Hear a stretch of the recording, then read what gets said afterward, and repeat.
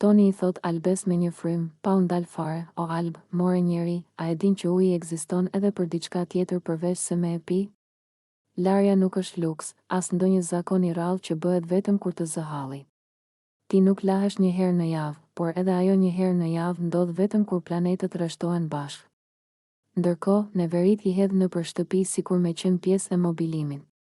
Gjithçka është rrëmuj, gjithçka ka erë, dhe ti sillesh sikur kjo është gjendje normale jetese, çorapet i gjen kudo përveç se në sirtar. Një nën divan, një pas derës, një tjetër mbi tavolinë. Rrobat e palara janë bërë male, ndërsa rrobat gjoja të pastra janë po aq të dyshimta. Banjon e ke kthyer në muze, e sheh, por nuk hyn. Dhe pastaj çuditesh pse të ikin njerëzit prej teje ose pse hapin dritaret sa herë hyn ti në dhomë, për më tepër, ka më shumë se një muaj që nuk i gjen as tangat e tua.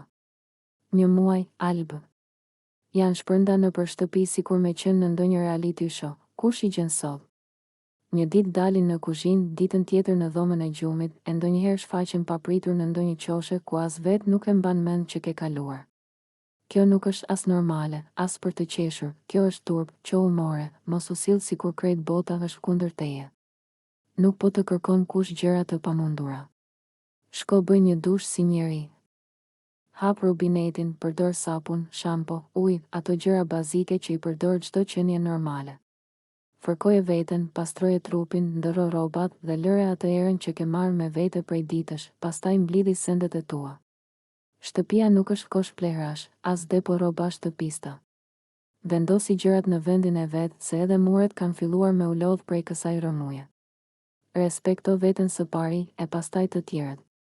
Se pastërtia nuk është vetëm për pamje, është për shëndet, për mendje, për dinjitet, mos prit gjithmonë dikush me ta tërheq vërejtjen.